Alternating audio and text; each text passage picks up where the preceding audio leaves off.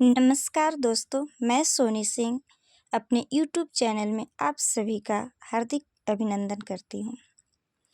आज एक बच्चे ने मुझसे प्रश्न पूछा कि मैम, विशेषण और भाववाचक संज्ञा में क्या अंतर है? हम इसको कैसे पहचानेंगे? तो मैंने सोचा क्यों ना आज की वीडियो इसी पे बनाया जाए। अगर मैं एक बच्चे को समझाती हूँ तो केवल वही समझेगा, किंतु अगर मैं वीडियो के जरिए समझाती हूँ तो बहुत से बच्चे इसका लाभ उठा सकेंगे। तो बेटा, पहले हम समझते हैं कि भाववाचक संज्ञा क्या कहलाता है, क्या होता है। तो बोलेंगे सभी कि मैम, ये तो बहुत ही आसान है। सब जानते हैं कि जिसे अनुभव किया जा सके उसे भाववाचक संज्ञा कहते हैं, यानी जो भाव को बताता है, भाव का बोध कराता है, उसे भाववाचक संज्ञा कहते हैं।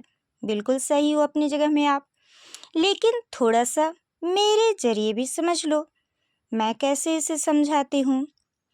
तो जिन संज्ञा शब्दों से किसी के गुण, दोष, दशा, अवस्था आदि के नाम का बोध हो, उन्हें भाववाचक संज्ञा कहते हैं।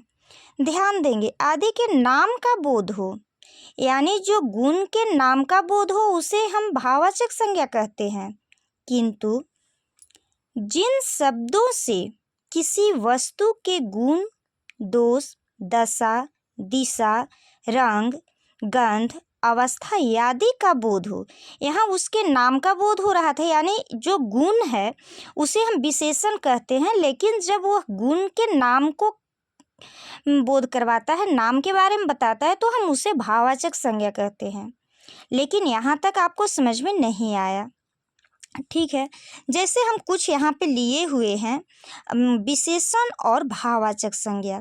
अच्छा है, अच्छाई, बुरा, बुराई, क्रोध, क्रोधी, प्रशंसा, प्रशंसनीय।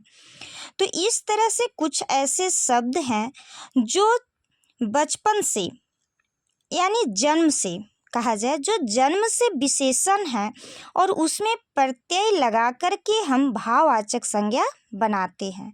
और कुछ शब्द ऐसे भी हैं जो जन्म से भाववाचक संज्ञा हैं, उनमें हम प्रत्यय लगाकर विशेषण बनाते हैं। तो एक वीडियो मेरा इस पे ही होगा कि कौन से ऐसे शब्द हैं जो जन्म से विशेषण हैं, उनमें हम कौन सा प्रत्यय लगाकर भाववाचक संज्ञा बनाएंगे।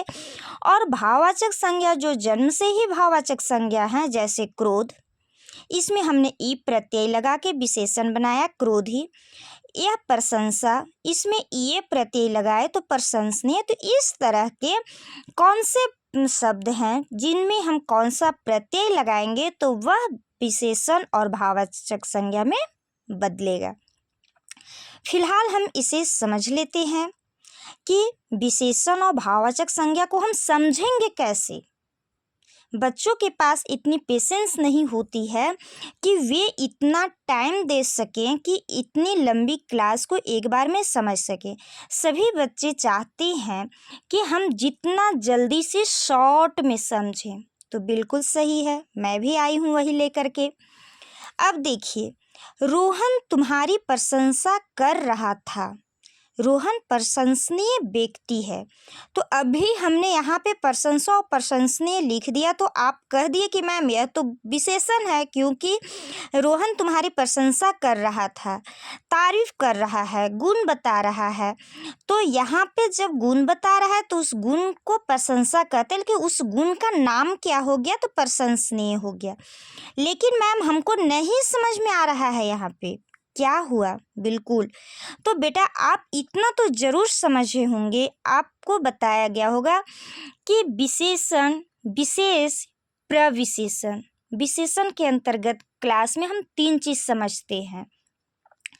जिसकी विशेषता बताई जाए वह संज्ञा या सर्वनाम शब्द, जिसकी विशेषता बताई जाए वह विशेषण कहलाता है।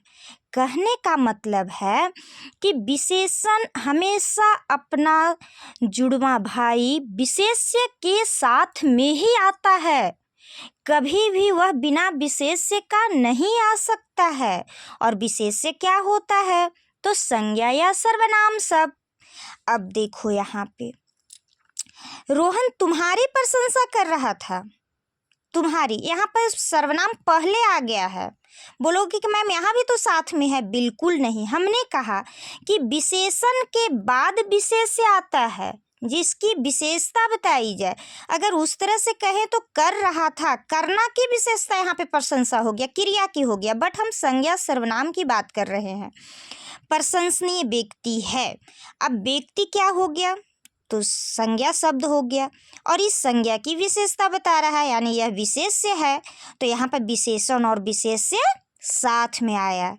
तो क्या हम समझेंगे कि विशेषण शब्द को समझेंगे कैसे, कि उसके बाद तुरंत संज्ञा या सर्वनाम शब्द होगा, लेकिन भाववाचक संज्ञा के बाद कोई संज्ञा या सर्वनाम शब्द आप नहीं लगा सकते हो। देखो यहीं पे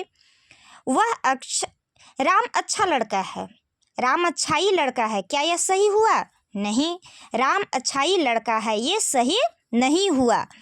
राम अच्छा लड़का है, ये सही हुआ। तो अच्छा के बाद लड़का यानी लड़का संज्ञा शब्द है, तो विशेषण और विशेष्य दोनों एक जोड़ा है, एक साथ आया है, तो यह विशेषण हो गया। और अच्छाई, इसके आगे कोई भी संज्ञा शब्द को हम नहीं लगा सकते हैं, तो यह भाववाचक संज्ञा है। खेतों में हरियाली छाई है। खेतों में हरियाली छाई है। अब देखो हरियाली छाई है, हरियाली के बाद क्या कोई वहाँ पे संज्ञा शब्द है? नहीं ना। तो हरियाली क्या हो गया?